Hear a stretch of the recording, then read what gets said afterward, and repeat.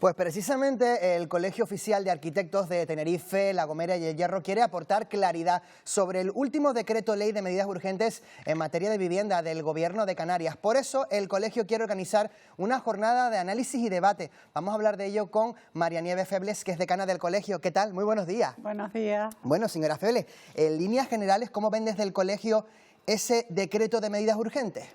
Bueno, el Colegio de Arquitectos elaboró un informe que fue debatido ampliamente dentro del colectivo, y este informe, bueno, habla de diferentes cuestiones, entre ellas la necesidad de fomentar unas políticas, unas estrategias para una política pública de viviendas encaminada a la construcción de vivienda asequible, es decir, destinada a las rentas medias, donde los privados tienen la posibilidad de construir los grandes inversores o distintos promotores, construir viviendas como digo, para las clases de renta media, tanto en régimen de alquiler como en régimen de venta. Pero también hacíamos patente la necesidad también, por otro lado, de la necesidad de una política de vivienda pública, porque esta estaría encaminada a las que son viviendas sociales para los colectivos más vulnerables que en régimen de alquiler. Eso es una necesidad, o pensamos que tiene que haber una política real sobre esto.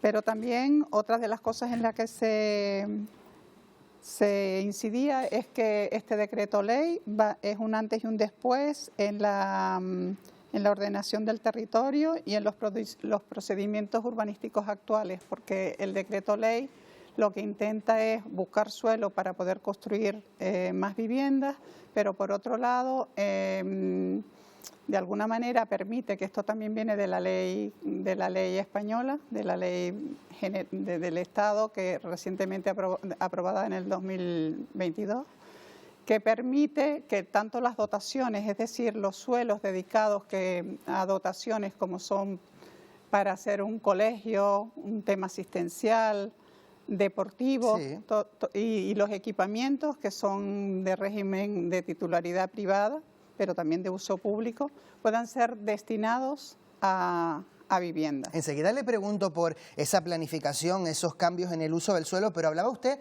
de algo importante, a lo que todo el mundo se refiere en los últimos meses, que es la construcción de vivienda pública. Ustedes defienden que esa construcción no solo debe estar encaminada a dotar de la suficiente vivienda pública, sino que también hay que tener en cuenta más factores. ¿Cuáles son esos factores que hay que tener presentes a la hora de construir vivienda pública? Bueno, a la hora de construir vivienda pública se deben de tener en cuenta que la calidad de la vivienda, todos los ciudadanos tenemos que tener la posibilidad de acceder a una vivienda digna, y entonces la calidad de la vivienda tiene que ser adecuada y tiene que estar también en entornos urbanos adecuados. Esto significa que se debe de valorar muy bien esa merma de posibles dotaciones o equipamientos que se pueden producir en relación al decreto ley, porque de alguna manera se pueden producir guetos indeseables, porque debe de existir una cohesión social y debe existir servicios próximos para todos. O sea, ¿ustedes temen que la construcción de vivienda pública derive a que se concentre a las personas con menos recursos, que son las que pueden acceder a las viviendas públicas de alquiler social, por ejemplo, en determinadas zonas, y que esto se convierta en un gueto? Bueno, que se deberían de valorar muy bien esos barrios, esas zonas, y fomentar también otros usos. Porque eso es lo que garantiza una calidad de vida adecuada. Uno de los grandes pilares de este decreto ley, señora Febles, es la finalización de promociones inacabadas que luego el Gobierno de Canarias quiere adquirir para pues ponerlas a disposición de las familias, de los ciudadanos de Canarias. ¿Ustedes cómo ven esta parte del decreto?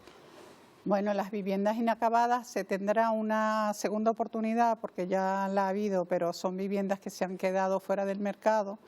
Si se hace adecuadamente es una buena medida, porque bueno, ya existen, ya están construidas o semiconstruidas, y de alguna manera evitas también en el nivel del paisaje urbano esas viviendas que ni se derriban ni se acaban. O sea que eso puede favorecer precisamente a regenerar y a recuperar todo ese tipo de inmuebles. Otra de las patas también de la norma es la reconversión de locales y oficinas comerciales en vivienda. Dice el gobierno que siempre respetando las condiciones de habitabilidad. Le pregunto hasta qué punto esto es posible. ¿Es fácil reconvertir un local y una oficina comercial en una vivienda?